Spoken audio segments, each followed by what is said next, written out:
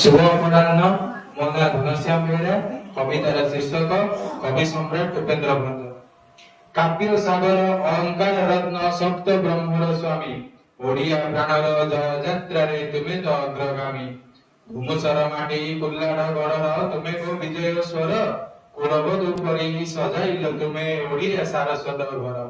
ଘୁମୁସର ରାଜ ବଂଶର ପ୍ରଦୀପ ଭଞ୍ଜ ବୀର ମହାରଥୀ, ରାଜତ୍ୱର ମୋହ ତେଜି ସାଜି ହେଲ ଶବ୍ଦର ଦିବ୍ୟ ସାରଥୀ।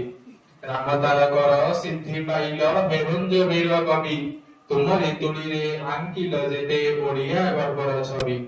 ବୈଦେହୀଶ ବିଳାସ ଲେଖିଲ ମୋ ଅକ୍ଷରର ତାଳେ, ରାମ ସୀତାଙ୍କର ପବିତ୍ର ଗାଥା ରହିଲା କାଳେ କାଳେ।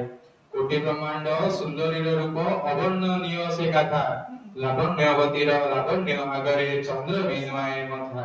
ଚିତ୍ର କାବ୍ୟ ବନ୍ଧ ଦୟର ଚାତୁରୀ କଳା କୌତୁକର ଛନ୍ଦ, ପ୍ରତିଟି ଅକ୍ଷରେ ଭରିଦିଏ ସତେ ଅବର୍ଣ୍ଣନୀୟ ଆନନ୍ଦ।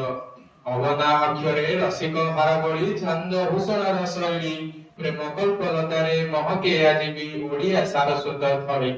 ସଙ୍ଗୀତର ତାଳେ ଗୀତା ବିଧାନର ସତ୍ୟକୋଶ ତୁମ ଶ୍ରେଷ୍ଠ, ଓଡ଼ିଆ ଜାତିର ସମ୍ମାନ ବଢ଼ାଇ ହେଲେ ତୁମେ ଆମ ଜ୍ୟେଷ୍ଠ। ହେ ଯୁଗ ଜନ୍ମା ହେ କବି ସମ୍ରାଟ ହେ ଶବ୍ଦର ଯାଦୁକର, ଓଡ଼ିଶା ମାଟିରେ ଜଳୁଥିବ ସଦା ତୁମରି ଯଶ ଭାସ୍କର। ସିଂହାସନ ନାହିଁ ମୁକୁଟ ନାହିଁ ତଥାପି ତୁମେ ସମ୍ରାଟ, ତୁମ ପାଇଁ ଆଜି ଉନ୍ମୁକ୍ତ ହୁଏ ସାହିତ୍ୟର ରତ୍ନ କବାଟ। ଯୁଗେ ଯୁଗେ ତୁମେ ରହିବ ଅମର ରହିବ ଗର୍ବ ଆମର, କୋଟି କୋଟି ଓଡ଼ିଆଙ୍କ ପ୍ରାଣେ ତୁମେ ହେବ ଶେଷ ଅହଙ୍କାର।